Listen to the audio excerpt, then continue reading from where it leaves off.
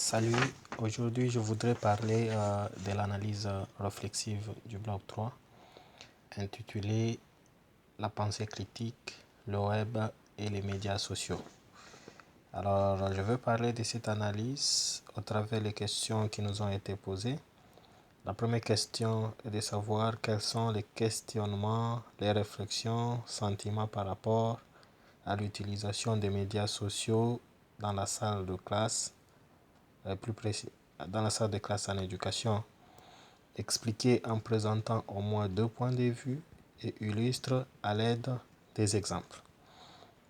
Ma réponse est que les médias sociaux occupent aujourd'hui une place prépondérante dans le quotidien de chacun.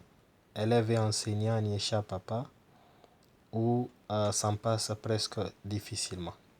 Ces plateformes d'interaction sociale présentent plusieurs dangers, dont la désinformation, mais aussi plusieurs avantages lorsqu'ils sont utilisés adéquatement. C'est pourquoi l'importance d'éduquer les jeunes à cet effet. Cette éducation favorise l'édition et le partage du contenu. Lorsqu'on entreprend une éducation critique aux médias sociaux auprès des jeunes, cette démarche comporte plutôt des enjeux aussi bien techniques qu'éthiques, tout en favorisant l'habilité à utiliser ces outils. En ce qui concerne l'éthique et la culture, une activité d'apprentissage peut se dérouler dans le cadre du cours. Un des objectifs serait de mesurer le niveau de connaissance des jeunes sur les enjeux liés à la protection de la vie privée et les sentiments qu'ils partagent. Par exemple, en équipe de 2, les élèves pourraient porter un regard critique sur le sentiment et leur connaissance de règles lorsqu'ils sont victimes des publications de leurs intimités sur les médias sociaux. La question qui peut accompagner cette réflexion est celle de savoir comment est-ce qu'ils se sentent quand on partage leurs informations privées à leur insu. Cette éducation permettra également la réflexion sur les enjeux liés à la protection de la vie privée des utilisateurs et des personnes qui s'y trouvent parfois malgré elles. Pour cette rubrique de questions, plutôt cette deuxième étape de réponse, j'ai illustré l'exemple des propos diffamatoires et dégradants lorsque vous en êtes victime, tout en réfléchissant à la question « À qui penses-tu qu'appartient ?» Tout en réfléchissant à cette question, à qui pensez-vous qu'appartiennent les informations que nous diffusons, nous partageons sur les médias sociaux? Notons aussi que le développement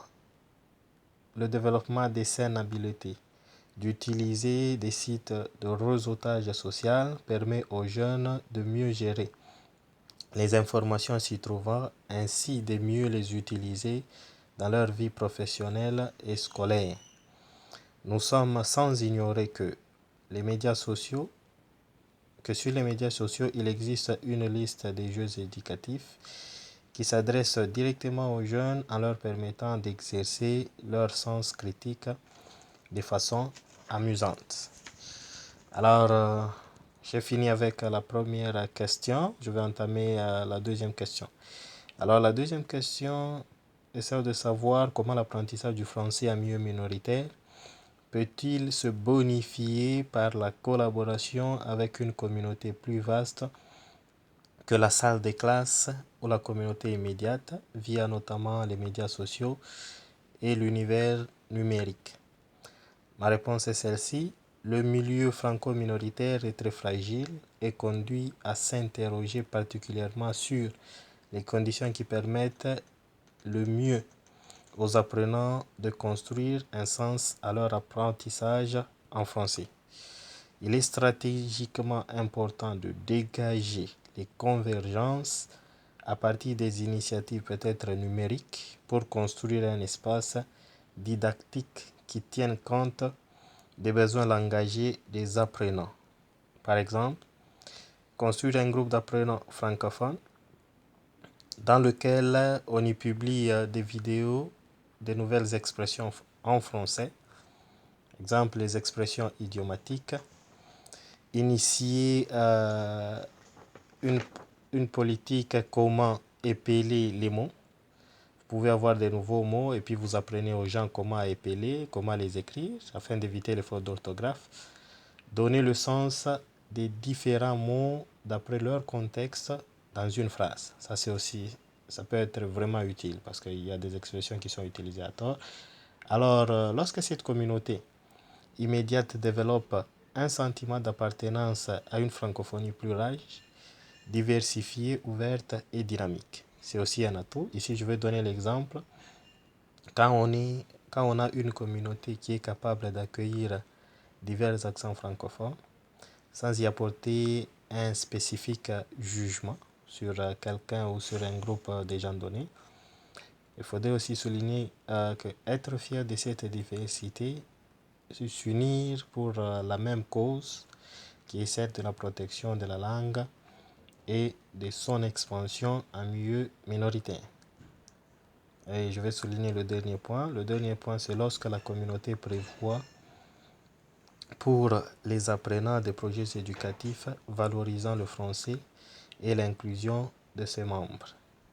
Ici, je vais donner l'exemple de la création des communautés francophones en milieu minoritaire qui auront pour but d'organiser des rencontres en français et de réunir les francophones des différents horizons.